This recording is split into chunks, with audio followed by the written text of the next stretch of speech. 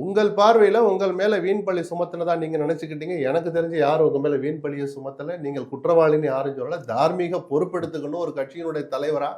ஏன்னா மற்ற யாரை விட நான் புது மாதிரியா இருப்பேன்னு நீங்க சொன்னீங்க. எவரும் சரியில்லை, நான் சரியா வந்து இந்த நாட்டை ஆள்றேன்னு சொன்ன நீங்க அந்த பொறுப்பை எடுத்துக்கணும் தான் நம்ம சொன்னமே தவிர, நீங்க வந்து நீங்க தான் பொறுப்பு, நீங்க போய் குற்றவாளி கூண்டுல போய் நில்லுங்கன்னு யாரும் சொல்லல. உங்க தொண்டர்களை கட்டுப்படுத்துங்க. இனிமேல் இது மாதிரி நடக்காம இருக்கிறதுக்கு சில விஷயங்களை நீங்களும் கத்துக்கோங்க. சுய ஆய்வு பண்ணுங்க.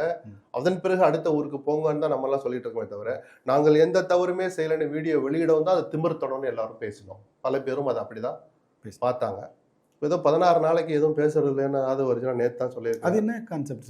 இல்ல, காரியங்கள் நடக்கட்டும்னு நிஜமான துக்க வீட்டுல அப்படி சொல்லுவாங்கல்ல, 16ஆவது நாள் காரியம் நடத்துவாங்க. சில பேர் நம்ம உண்மையை வெளியே கொண்டு வருவோம். இல்ல, சில பேர் நடத்தி இருப்பாங்க, சில பேர் மேக்ஸிமம் 16ஆம் நாள்ல அதை முடிப்பாங்கன்னு அதை நம்ம மதிப்போம்.